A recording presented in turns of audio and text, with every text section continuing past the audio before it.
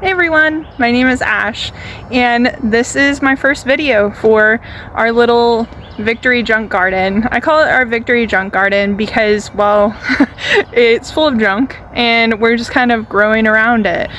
Don't mind our weird gopher buzzers in the background.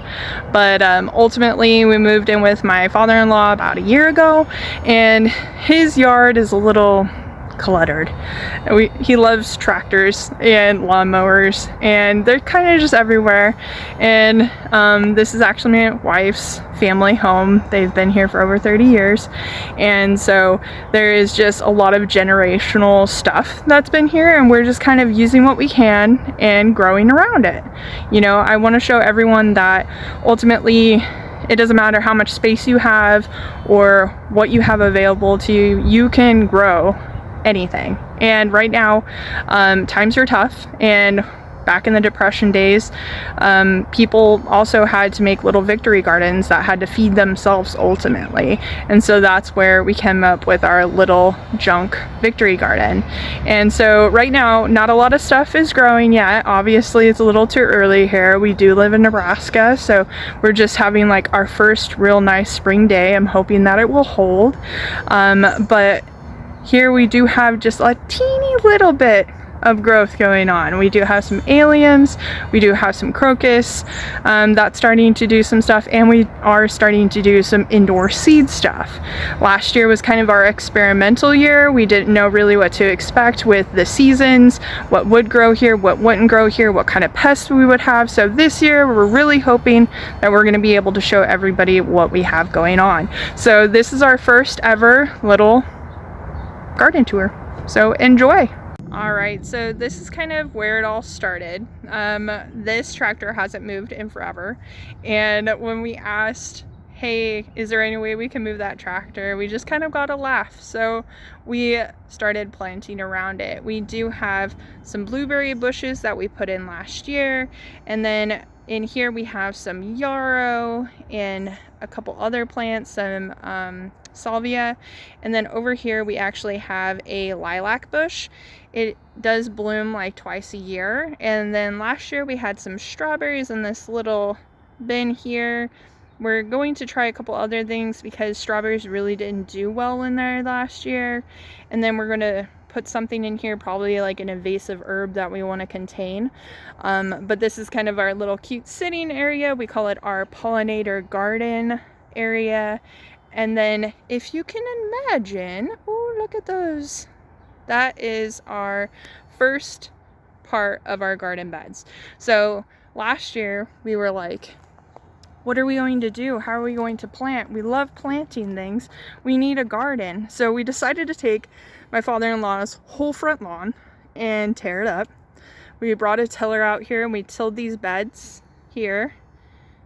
And then we made two patches back here. And in those patches we put watermelon and pumpkins. And then this was our first spring bed here, where we put a couple different types of leafy vegetables and some radishes. We also utilized this little planter box, and we had a couple different lettuces in there and everything, and that worked out really well. And we did cut up some fabric here just to cover during the winter time and everything.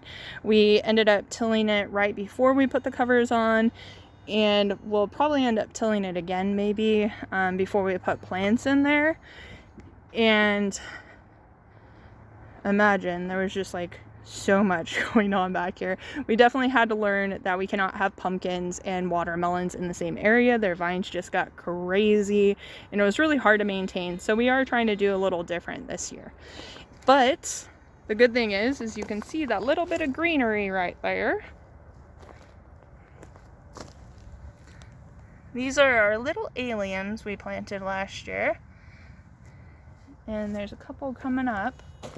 Just super exciting. And I love landscaping, and Sheila's more of the gardener. And so she picks the veggies, I pick the pretty things. And in here, along this entire edge, is coneflower usually. So we will be able to show you that coming up here later. And then up here, we actually have little tiny crocus coming up. we're excited because it's like one of the first plants that we actually had planted during our first spring. And so we're excited that they actually came up. And up here is actually our whole front landscaping area here. And last year I tried working on making it pretty and putting a bunch of different plants in here, a lot of different varieties. Unfortunately, I had to learn the hard way in regards to how sunny it got over here, and some of the stuff died. Unfortunately, my astilbe was not very happy, but that is what we are currently working with. Sheila's been working on onions. She actually planted these probably beginning of February, and they have been doing great. She's been bringing them out on nice days. They've gotten a little kiss of sun, so those are going really well. And let me show you the other seeds we got going on. And then these are our little tiny babies. A lot of them shook their shells in like 20 hours after being planted, which was pretty cool. Many possibilities. We ended up with like 30 jalapeno seeds doing their thing. So, to be continued. And these are several little seeds getting ready. And our one big giant sweet potato. We started noticing that it was putting on its own growth, so we decided to keep it. And it's developing little eyes. So hopefully we'll have some sweet potatoes put out in the garden later. Alright, and then this year was actually our expansion project. So you can see that garden over there. Whoop, went on the other side of the fence. And so we did put in a couple more beds. And this black fabric is actually walkways so that we didn't have to go buy more mulch. So we're hoping that will work out well. We're trying not to overwhelm ourselves by planting too much at like a large amount of time and not being able to actually keep up with it.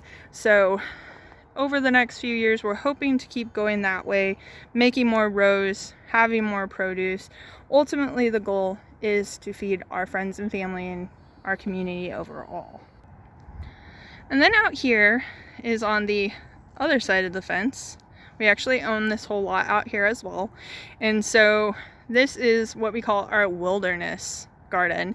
It's where we have a lot of our wildlife and we want to feed them, but we also want to use the land. And so if we can grow it and they don't eat it, cool, we'll keep it. If we don't like it and they want to eat it, even better. And so this whole straw area here, we just put in some rhubarb. I made a separate video for that.